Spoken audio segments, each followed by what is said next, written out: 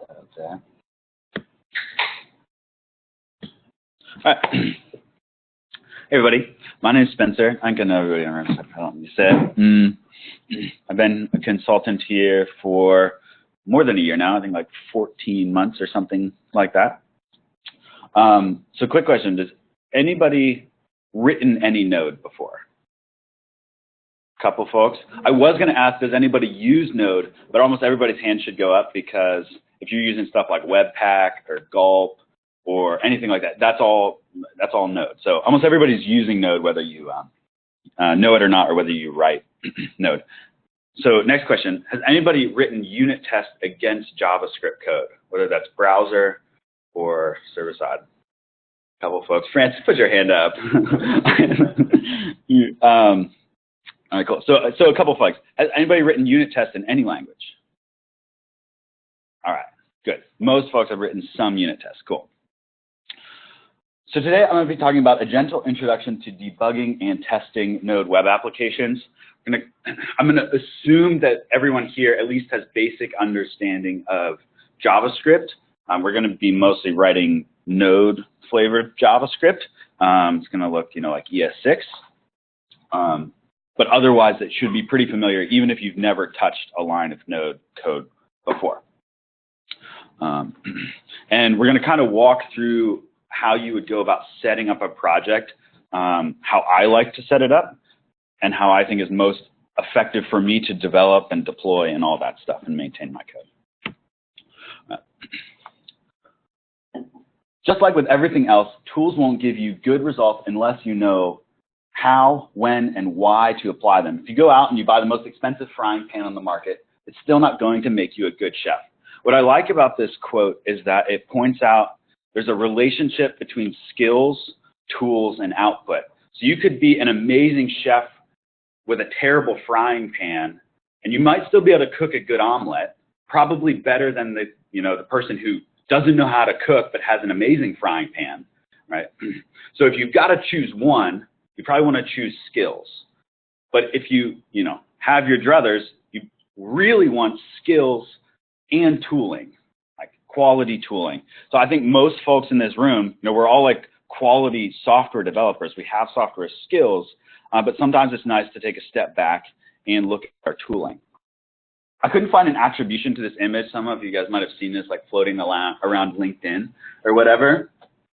But sometimes I think we kind of get into this mode where it's like, we've got feature requests and bugs piled up in the cart, and we're this dude in the front being like, can't stop, no time, make progress, hit the deadline, and some guy comes up and says, hey, why don't you switch out for round wheels instead of these square things? And if you would take, stop, take the time, switch out your wheels, now you can like run and really make progress. But it's sometimes, it's not always as clear as this picture makes it seem. Sometimes in a software project, it's well, do we really want to take the time to migrate to something better and faster, or, whatever the case might be. There's payoffs that you need to evaluate. So sometimes it is a little gray. But sometimes it's also nice to step back and say, hey, is there better tooling out there that's going to actually speed us up and get us across the deadline sooner, even if we pay an upfront cost of changing out the wheels? So that's my goal for today. Give you the tools, or at least the inspiration, to create higher quality tested software in Node.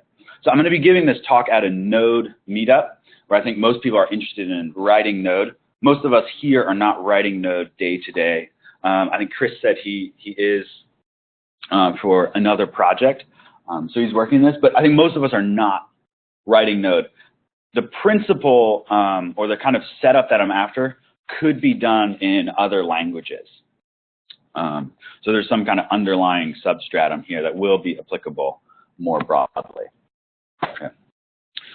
So this is just me standing on a little bit of a soapbox. We want to get it serious about quality. It's time to get tired of finding bugs and start preventing their happening in the first place. And this is my personal philosophy here. All code is guilty until proven innocent. This is, yes, we're in the United States, but no code gets a free pass. For me, a big part of that is having automated testing that runs against my code, where I can give it all the like edge cases of input that I want, that those tests are going to run fast, and I know my code is going to give me the result that I expect, you know, every time. Okay. So I want to know what my code is doing, and I want to know what it does with its input and its output. And for any project of serious size, you just can't keep those details in your head. And you can't know all the databases and all the configurations that are possible that are to run against your code, but your automated tests can. Okay. All right. So I want to talk about some tooling that meets some of these needs and some of these pain points that we feel in software related to knowing what our code is doing, be able to develop efficiently, be able to debug efficiently. So tools that we're going to look at, Node and NPM, especially NPM scripts. I'm not going to really look at wiring this stuff up. If you go to the Node.js website, you can download Node. Most of you probably already have it on your machines. And NPM, of course, comes bundled with Node. So you get those both you know, in one package. I'll be using VS Code. You could use another IDE. You know, you can't use something like Sublime Text, I think, because as far as I know, Sublime doesn't have an integrated debugger. Is that correct? Okay. Last I looked, it did, which is why I used VS Code. You could do this in any IDE that supports running Node scripts and like attaching a debug process to that. Just so happens I'm using VS Code.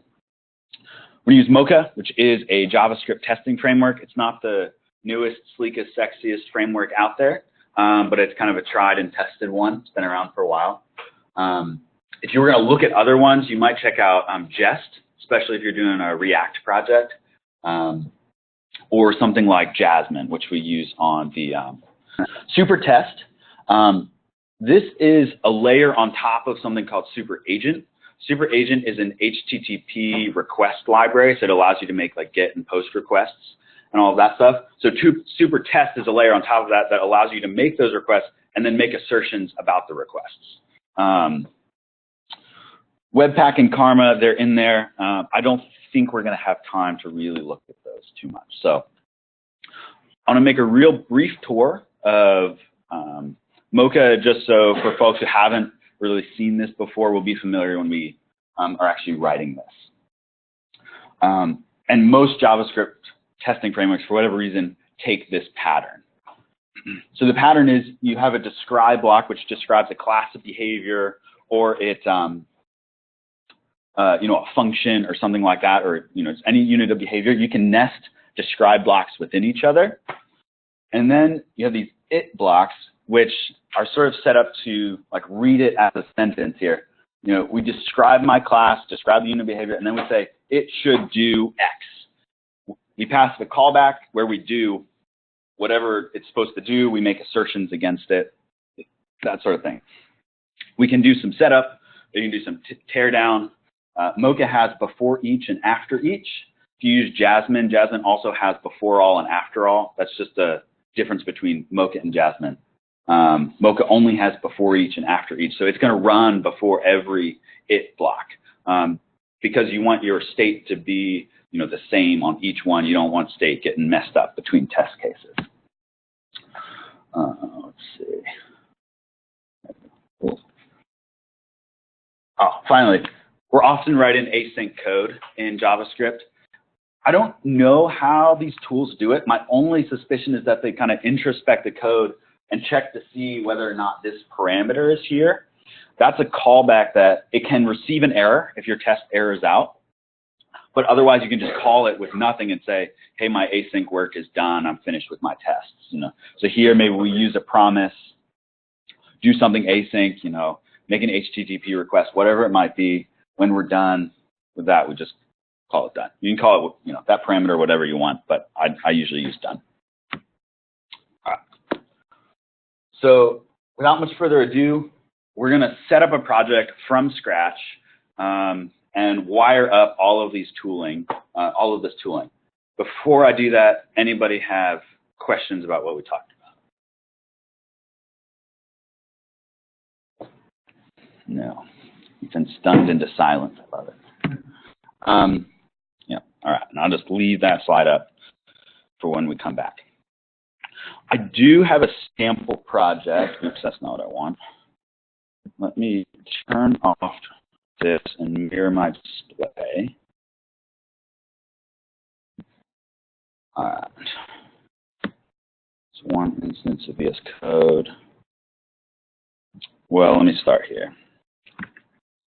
Whoopsie. Hebrew's not going to work. All right. So I've installed the Express CLI, which you can do with npm. I think it's that npm install Express and install it globally. I already have that on my system, so I can use the Express command to generate a project. The second parameter is the directory, so I'm just going to call it Express. It's going to warn me about my directory not being empty. Here we can see just kind of generated out a project there. Let me just arrange my screen. I'm going to get rid of this for a minute.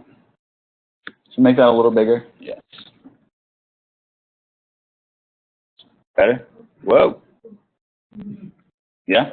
All right.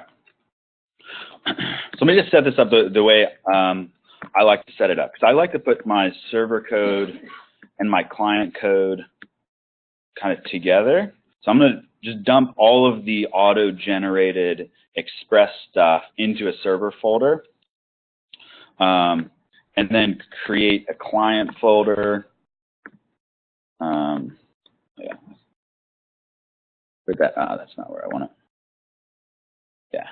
This is kind of how I like my folder structure. And then underneath here, I'll put a client where all my client tests live, and server where all my server tests lives. Some folks intermingle, test files and, like production files, which you can certainly do.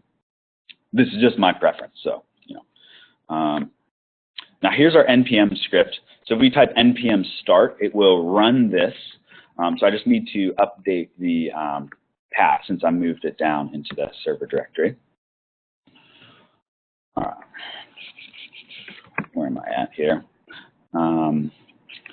VS Code has an integrated terminal, which is pretty nice. So I need to actually get into Express. First, we need to install all our dependencies.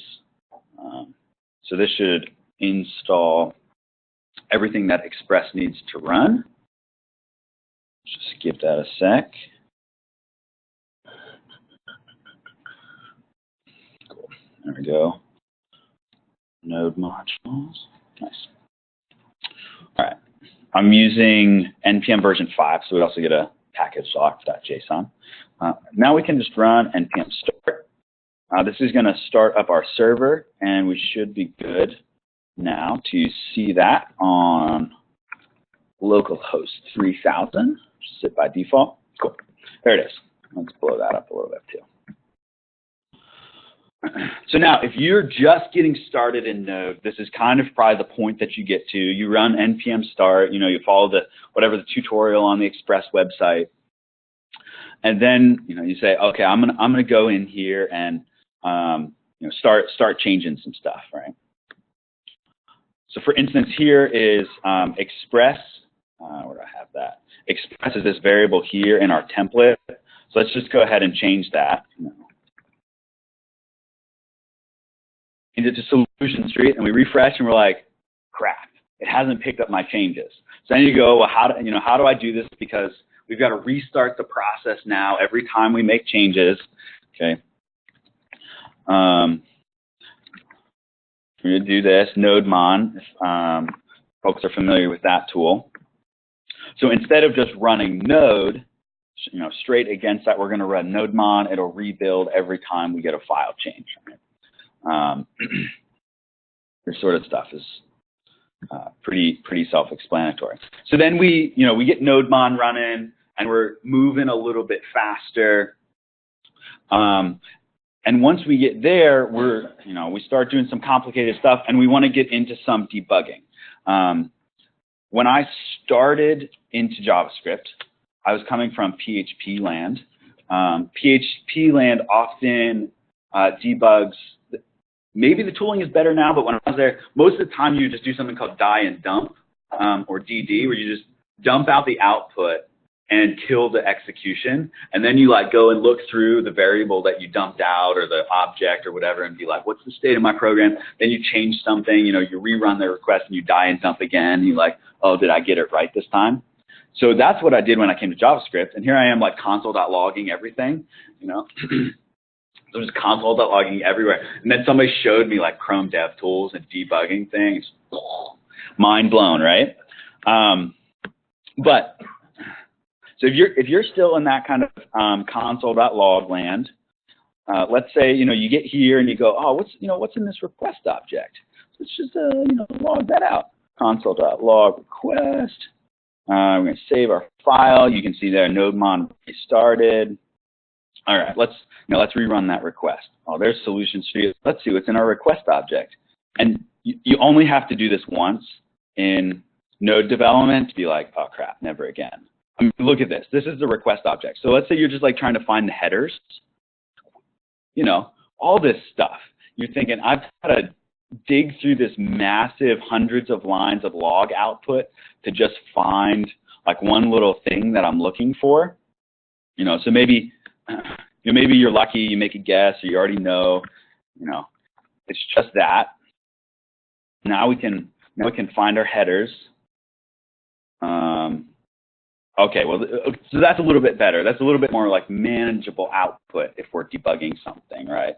Here's all of our headers going on right there. But still, if we're talking about debugging a serious application using just a console.log approach, this has major limitations. So a couple of them are, first off, it's manual. It's quite slow. You've got to rerun the request every time you want to see the new output. Output can often not be so good. It's hard to look through. For post requests, then you're going to need something like a UI where you can actually make the request, or you're going to use something like Postman where you can simulate requests. And then testing a whole bunch of scenarios can take hours and hours, especially on something complicated. And every time you change a little line of code and you got to like rerun all those manual tests, right? It's slow and it's painful and it's not a great kind of way to debug, in my opinion. Okay, so what I want to do is show you how to set up an integrated debugger in VS Code so that we can actually debug, look at variables, inspect them, do stuff with them. The way VS Code does this is it has this little debug guy. If you click this gear icon, it will pull up your launch.json file, which allows you to put a number of configurations in here, which will launch scripts. Can be Node, can be Python, has support for all sorts of stuff. It will launch the script and then attach a debugger to it if that language supports that sort of thing. So here we are, simple little config object. You can say Node, attach it to the server. Then here's our, the entry to our program. So, just gotta select the right configuration there.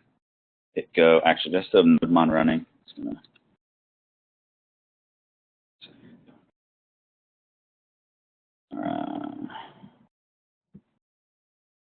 Debug console. All right, there we go. So this is just a little bit of output. It started my program. It's listening for any breakpoints, which means now I can go to my file here, set a breakpoint, refresh. Now I have access to this variable and I can start doing stuff with it. So here's in my debug panel, same as Chrome's debugger. I can start stepping through stuff. stepping into functions, examining variables. This is a much more pleasant way to debug than console.logging all over the place, right? Okay, so that's a great first step. We can set this up with NodeMon in our launch.json, so it would kind of restart on every change. That just takes a little bit more configuration, so I don't want to spend the time in this presentation to do that. So right now it's just running with Node. So this is great. Yeah, Chris. Which file did you give your To the launch. Yeah. So it lives right here. Yeah, .vs code launch.json is where you put the configurations, and then under the debug panel here, you can pick your configurations up here. So I've got two, one server and one test right now. Yeah, and then you just hit play, and it'll launch that. This is better. Like, I think we can all agree this is better than console.log, way better. But what it doesn't have is it's still very manual. You still have to run all the edge cases manually. You still have to, flip back to your browser or Postman or whatever it might be to keep like re-queuing up requests. So, I was in this process one day doing that, I'm debugging, and I thought, what if I could get automated testing hooked up with debugging so my tests can run automatically all those, all my test cases, all the edge cases, and I can debug simultaneously while my test cases are running.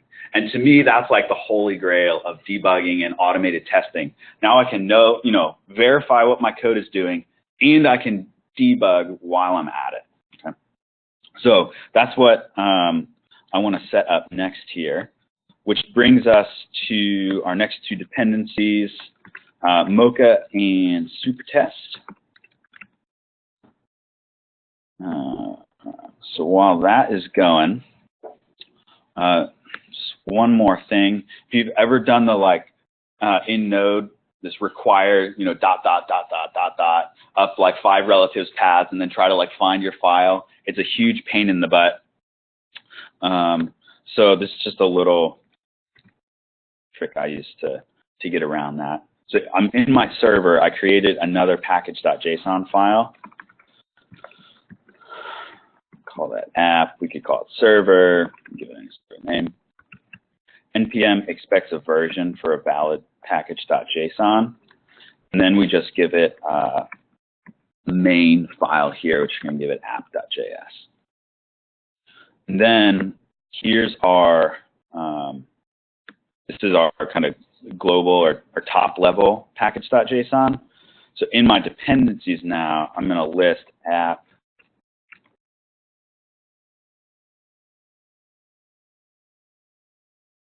server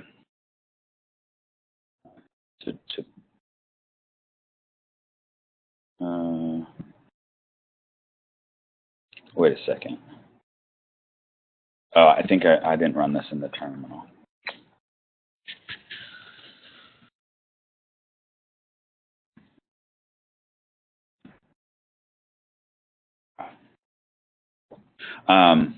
So what this will allow me to do is create files, and I can say require app, and I'll just get my server code without having to do a relative path, like up out of the tests directory into my server. So it makes things a lot easier. We're going to do something pretty simple. We're going to do users-test.js. So let's just kind of stub something out real quick. So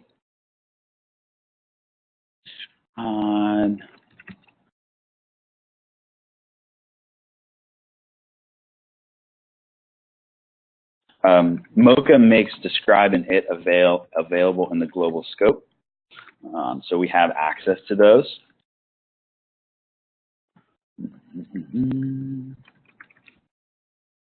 Something silly here. Mocha also is compatible with a number of assertion libraries. Chai is a really popular one, but Node also has a core one as well. So I'm just gonna grab that sake of simplicity here. Now, in my package.json file, I'm going to add a test. Mocha. This parameter is the path to the tests that I want to run. It accepts a glob, something like that. I should be able to now run npm test and see my test run. There you go. All right. So there's my user's test. Mocha is running. But what I want to also do is attach my debugger and run my tests. Okay. So which brings us back to our configuration in launch.json. So here's the second configuration block that you can see here. It's called test, and what it does is it runs this node program, which is down in node modules mocha bin _mocha. Probably the biggest pain point of setting this up is just figuring out which file are you supposed to run. And let me just mention one gotcha that'll trip you up. Like, let's say you want to go set this up and you're going to set it up with Jasmine and not Mocha or something like that. So you're kind of looking around how to do it.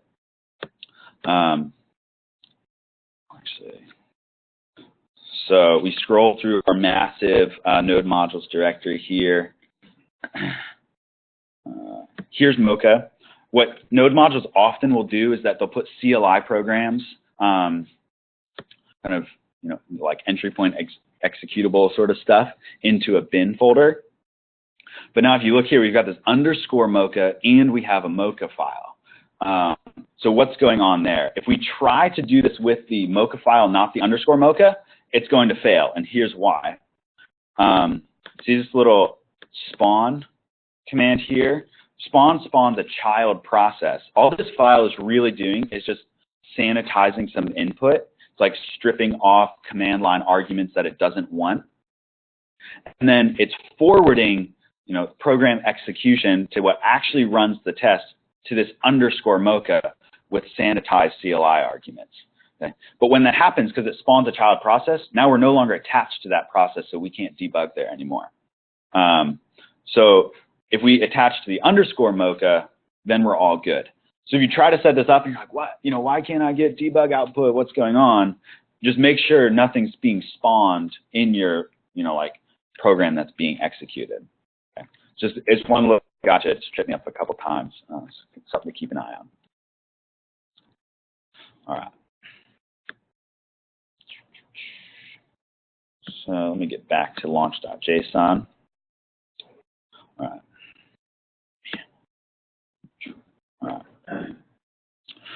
So we're going to run Mocha. This path should look, just the same as our other one that we put in package.json to run it from the command line, but with two additional things. I've given it a watch, which says, watch my files, rerun tests on change, and a timeout. So it's in milliseconds. So I've given it a 2-minute timeout because I want to be able to debug while this is running. So if I'm in there inspecting variables, I don't want it to be like failing test cases because I'm delaying execution. I think normally the timeout's like 2 seconds or something like that. So I'm going to start just having all these failures, and it's just easier to put, a timeout. You can make that longer if you wanted to. So I'm going to run test here. In my user's test, let's just drop a breakpoint here to make sure it's hit. Boom, there we go. So there's the bundled assert object in Node. So we got a bunch of methods on there. Not going to worry about that. All right, so we are now set up to watch our files, run tests on file changes, and debug. So let's actually make a request against our server object, or like against our server, and start debugging things as our tests are running.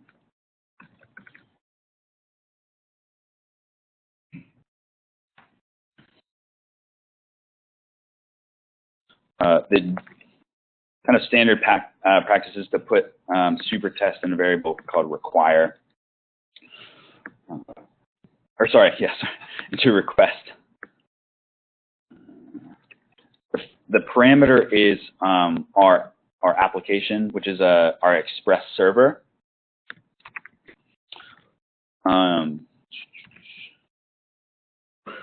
users, I'll show you that, the code that's handling that endpoint in a second. Then I can make assertions about what happens. So I'm going to expect a 200 response. I can expect a content type to be JSON. I can do all that sort of stuff. You can read the super test docs to see all the options. It kind of looks like a promise, but we're just going to say the test finishes.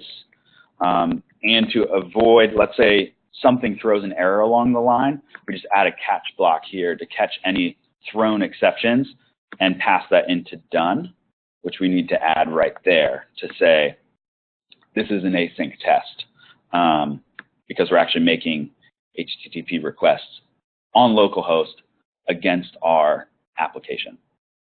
I'm going to drop another breakpoint there.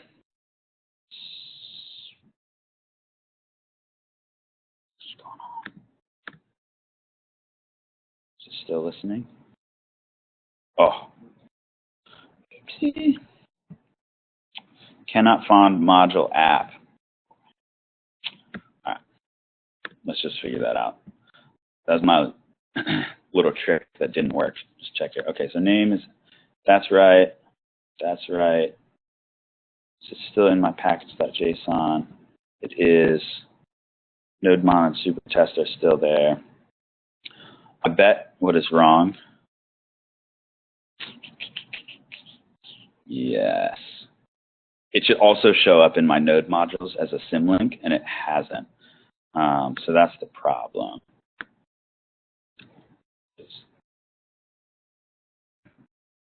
I had it happen to me last night. I don't know why it didn't pick up for some reason.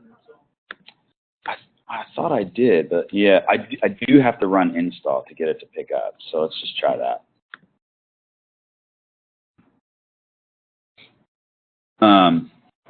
Yeah, this is a weird thing. If you start using local node modules, you can get into some weird behavior where you're referencing, a module on your file system.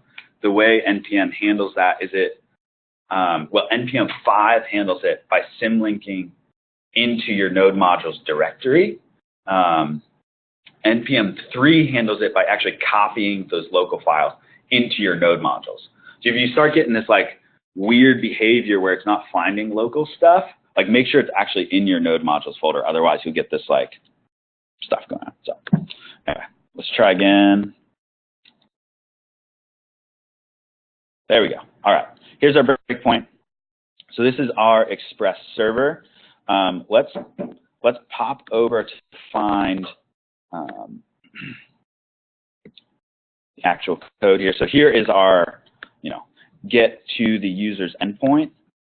So drop a breakpoint there, and now I've got my request, my response object.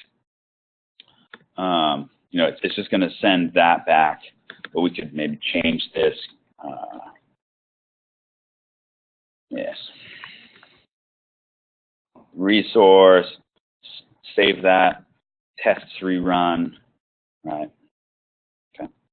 So that is an extremely simple example of how I like to set my thing up. So I can run my tests, have a watcher process, have it hit breakpoints as my tests are running in about as simple a form as I can imagine. Any questions on setup here? No.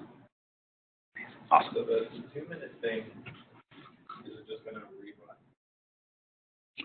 What is that? It just means that I can pause execution here for 2 minutes before Mocha says you have a test failure. That's what it means. So I can mess around with the debugger for 2 minutes before Mocha says you've actually timed out.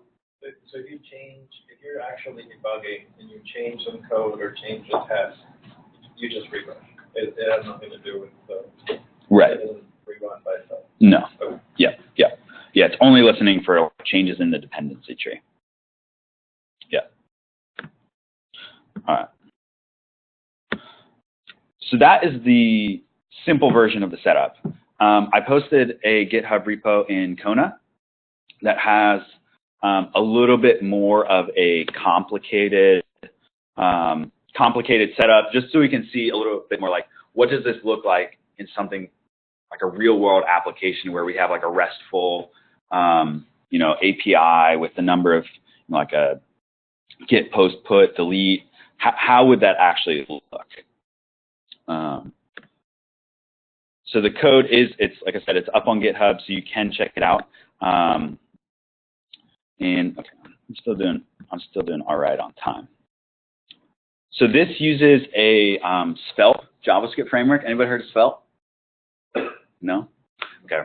Let me just evangelize for Svelte really quick.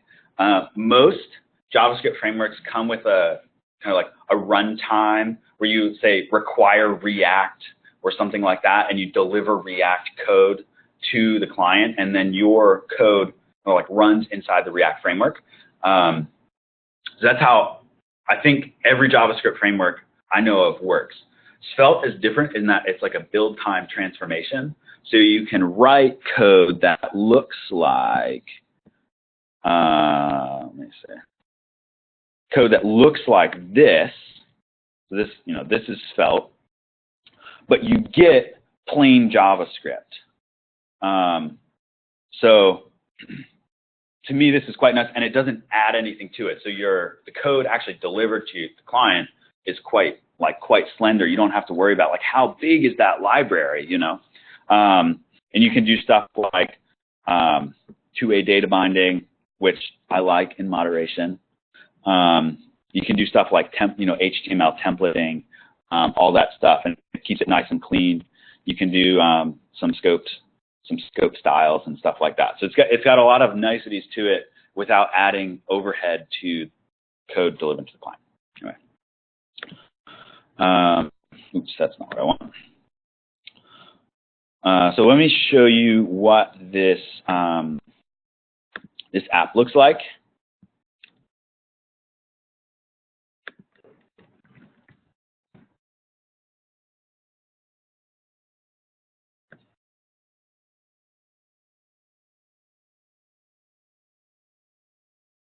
Not start. Oh, there we go. All right. It's a super simple thing. It's got a MongoDB backend, a little RESTful API where we can create these users. So Diane, give me your favorite food. Chicken. Chris, Tali. Pizza. All right, somebody give me one more. Wait. Like calamari, just like, wait. Just, okay, all right. All right. Anyway, so we've got, I've set this up with a kind of a full Webpack setup, which maybe we'll look at when I do a talk on Webpack later. We got like hot module reloading, development, production, builds, kind of all the standard stuff that you expect. It's on the back end wired up to this MongoDB instance. So this is just a little GUI that allows you to inspect that stuff. So, there we can see our records actually created in this Mongo collection, right? So the way I developed this was I used the approach that I'm talking about. I developed my API first. I wrote all my tests against my API, and then I developed the UI, and I didn't have to go and touch my server code at all. So I already knew everything that my API did. I knew it was all working. I had all my assertions set up and just like boom, boom, boom, banged out the client side, and it was super fast. But I left one kind of important piece off in that none of my endpoints have validation.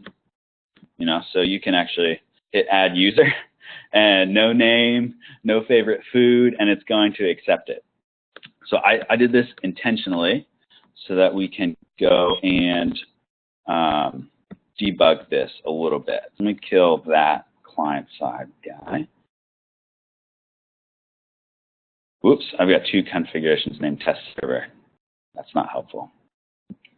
I don't know which one is which. What's this doing? Brilliant, they literally look exactly the same. Let me just, yeah. You'll notice also, if you take a look at the code, it's a little bit more complicated here. So, you know, I've got a client-side test here, which is running against my Svelte code. I've set up integration tests because with Supertest, we're actually like hitting our API, hitting our database, all of that stuff. So I'm going to stick that in an integration test folder so that it expects all those services to be available. But then I'm also going to write unit tests. And again, once you hit a certain scale and you get, you know, thousands of test cases that are all running against an API,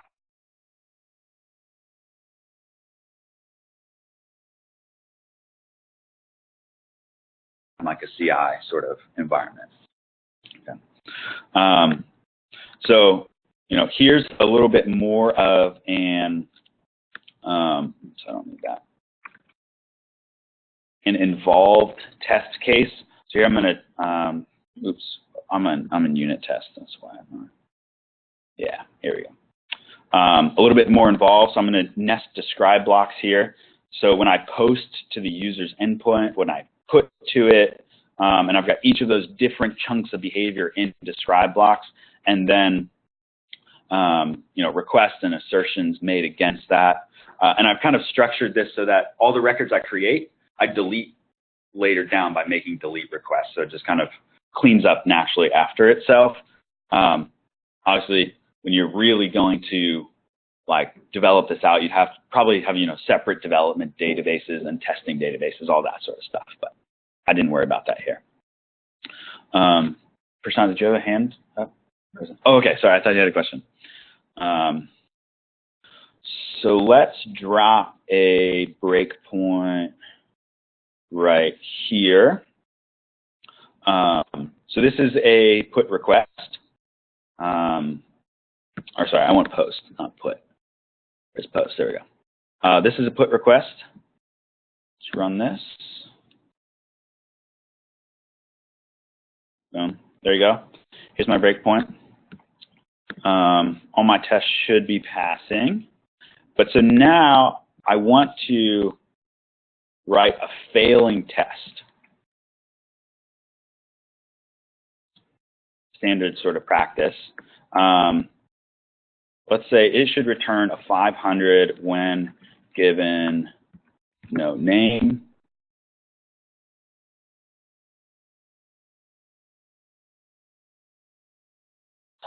It's just going to return that.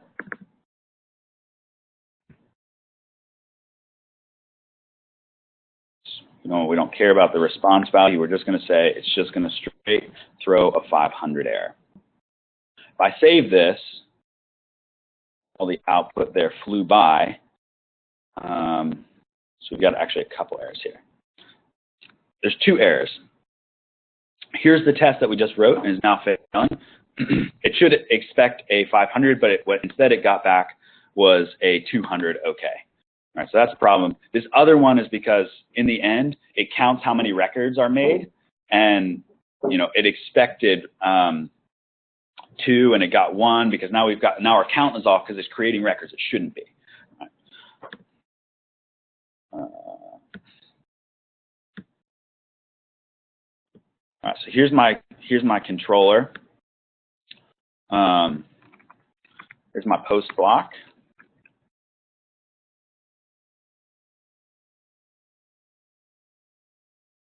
So when you put post requests, Express will put them into this requests.body thing. So let's say if the request doesn't have a body, or request.body and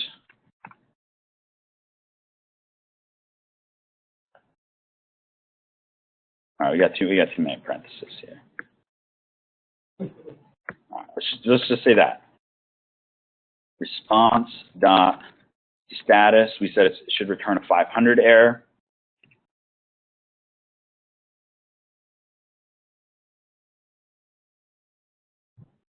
Save that. My tests ran. The only one that's failing now is about that count error. So I'm just going to clear that out manually from my thing. We save, and we should be all green. Oh.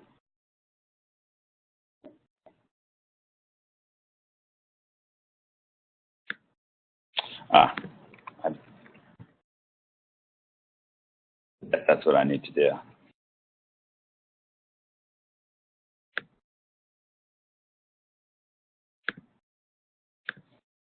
Yeah. There. So now we're passing. Just to see, I bet what's going to happen is that I'm going to hit this breakpoint, and I'm going to hit this breakpoint. Yeah. So there's the first one. I think in this case we have a body. Yeah, that's the first one. Now we're here. We don't have a name. That's our next test case. But I bet it's going to drop down here and still create the record. So bad validation, right? So would you just return response status like that thing? Say what? Like line 37, would you just prepend that to the return statement, or that doesn't work? It does work like that. Yeah. Yeah, you can do something like that. It's just that my personal preference is to put it down here, because response.status.send doesn't actually have a return value, and that could look like I'm returning the response of that, where I'm actually just returning undefined. I don't care about the response value. So just as a little bit of semantics, but you could do it the other way, or you could do this, as an else block. So only run the insert if validation fails, right? I mean, kind of up to style here. Luis, yeah. There, like, since you're doing status, it looks like that test is passing. So since it's going down and creating it anyway, for the status, do you have like a response status? Yeah, you have this guy. So this response.status.send stuff, this is all Express. It kind of decorates the standard server response object. Same with JSON. So this sets content type equal to whatever application JSON, and sets a response status to 200. That's what I'm saying. So why has this failed? With it said two responses. So this is the first response. Second one. In fact, there's probably an error external on the node side. Yeah. Right. Yeah. This will throw an exception if you try to do it twice. But because my test case is already finished, it doesn't care about that. The test case says I got back what I expected, I'm done, and then Node is going to error out. So it creates the thing before it returns to success. That's why you still get a create even though. Yeah. Right. Because this actually does hit my database, inserts the records, and then tries to send a response back, and that's what fails. So that's what's going on. Yeah. Anyway, but that's kind of nice. Like my test still failed, so now I know I've got a problem, probably in my test cases or my other code or something. So, all right. So that's all I've got here. Let's pull my slides back up.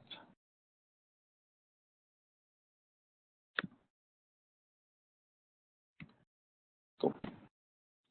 Find me on the interwebs. Check out the sample code. Play around with it. Any other questions? Yeah. Is your middle name A? It is. Well, my middle name is not A, but my middle name does start with A.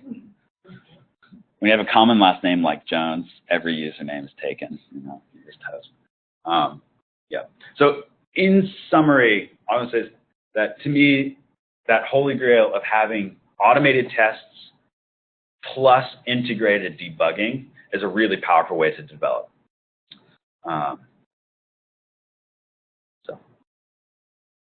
Anyway, thanks.